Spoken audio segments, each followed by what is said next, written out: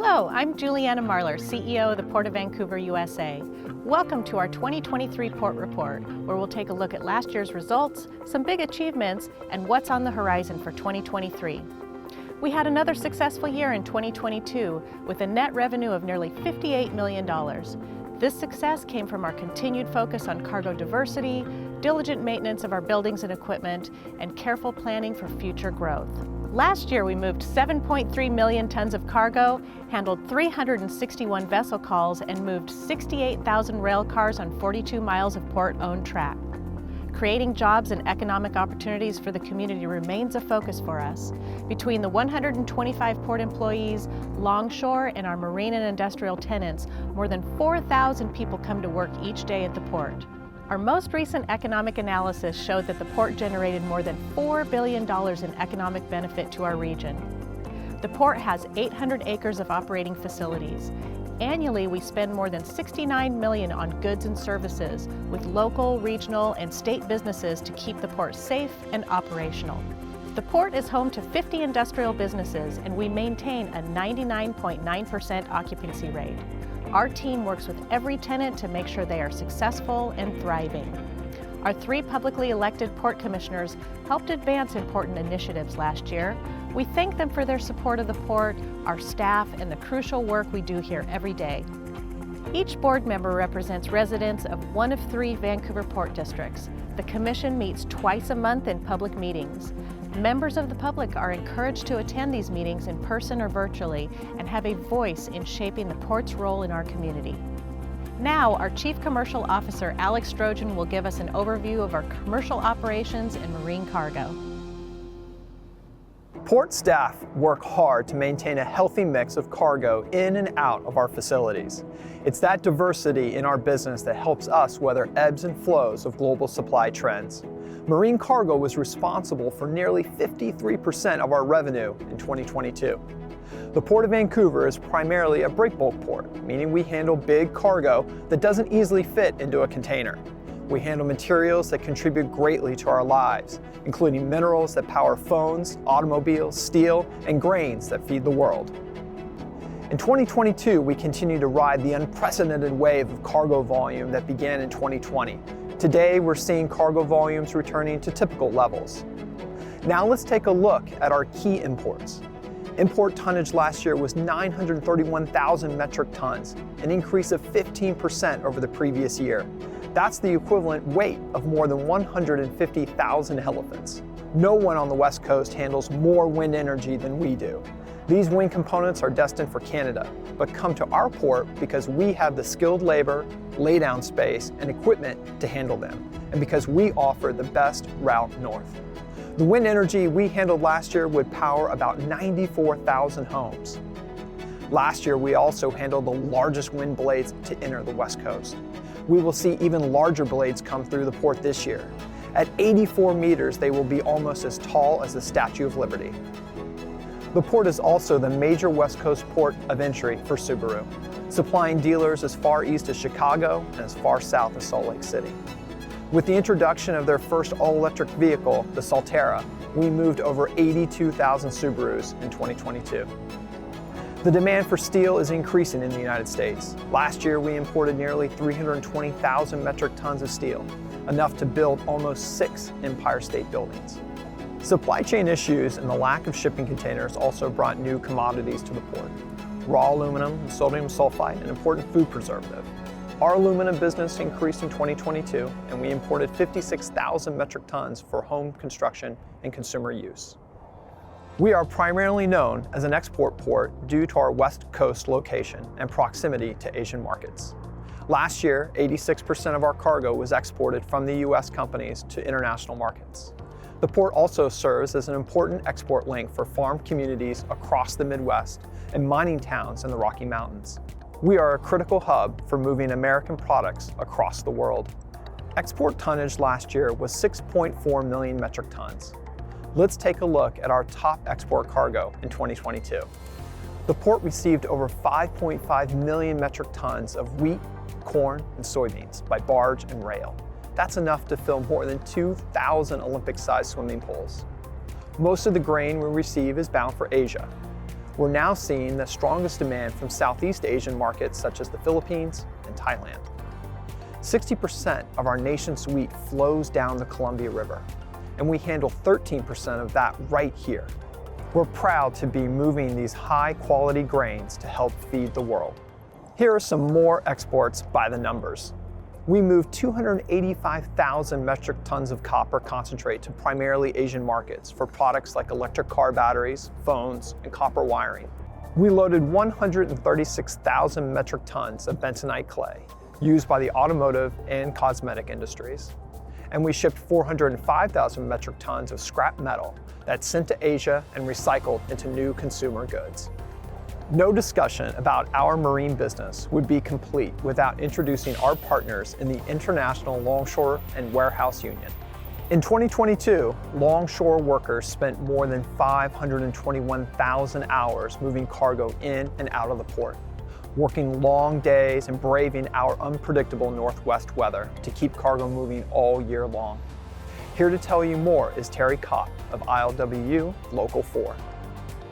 We work in all conditions, 7 days a week, day side, night side, icy weather, very hot weather, rain. One of the things I love about the Port of Vancouver is that we do a lot of break bulk. Break bulk is stuff that comes not in containers, and it comes right out of the ship like it did in the 30s using a crane. And I feel like Vancouver is very good at break bulk. I think we're the best on the coast. Everyone at the port deeply appreciates our Longshore team, who works so hard to keep cargo moving by river, road, and rail. In addition to our marine services, the port is also home to 50 industrial tenants. They offer a wide range of products and services, including metals and machinery, food processing, plastic molding, and products for the brewing industry. Tenants at the port contribute to the local economy by hiring residents, making purchases at local businesses, and by paying taxes that support schools, police, and fire services. Here's Alex to tell you more. The port is home to a variety of industries, big and small. Each is important because healthy local businesses are the backbone of a strong local economy. In 2022, our existing tenants continued to renew leases and expand operations, keeping our facilities 99% leased. We completed the sale of 3 acres at our Centennial Industrial Park to New Tech Machining, a company that makes parts for the aerospace, food, and electronic industries. And we welcomed a new tenant, Kelly Pipe, one of the largest carbon steel pipe suppliers in the US. At the port, we value every tenant relationship, and we're truly committed to their success. Here to highlight one of the businesses at the port is Denise Tron, owner of Trabella Cabinetry. We started Trabella Cabinetry in 2012, and I think we built our first cabinet with just my husband and myself and 1 employee. And that's when we first contacted the Port of Vancouver about any available space that they had. Chrissy Lyons from the Port of Vancouver showed us the building that we're standing in right now, and we were looking for a very small footprint at that time. They had 10,000 square feet available, which worked right into our budget to start a brand new business. Soon we were contacting Chrissy again at the Port of Vancouver saying, we need more space. And we have just kept growing over the years. So every couple of years, Chrissy hears from us that we need more space. Now, we have a total of 48,000 square feet, and we now have about 42 employees. We honestly wouldn't be at the level we are today if it wouldn't have been for the Port's ability to match our growth. We're so proud of Trabella's success and happy to have them here at the port. In addition to Trabella, we had other highlights to celebrate in 2022. Our multi-phase Terminal 1 project is bringing new life to the Vancouver waterfront. Last year marked the opening of the AC Hotel by Marriott and the adjacent Vancouver Landing. We replaced the old concrete amphitheater with a new public space featuring a boardwalk timeline, a new section of the Renaissance Trail, and several interpretive signs. Construction began on Lincoln Property Company's mixed-use development, which will be the new home of Vancouver-based Zoom Info. This exciting new project is the largest commercial lease in the Portland metro area in 20 years and brings approximately 3,000 jobs to the waterfront. We received $1.5 million from the state for the permitting and design of a new high dock at Terminal 1. The dock will support a new public market as well as the growing Columbia River cruise industry. In the coming months, you will see removal of the 100-year-old dock and its supporting timbers. Terminal 1 is an ambitious multi-year project that will provide incredible benefit to residents, visitors, and local businesses. On the financial front, we're proud to have received our 13th consecutive clean audit from the state of Washington. The port also continued to work to lower greenhouse gas emissions, as outlined in our Climate Action Plan.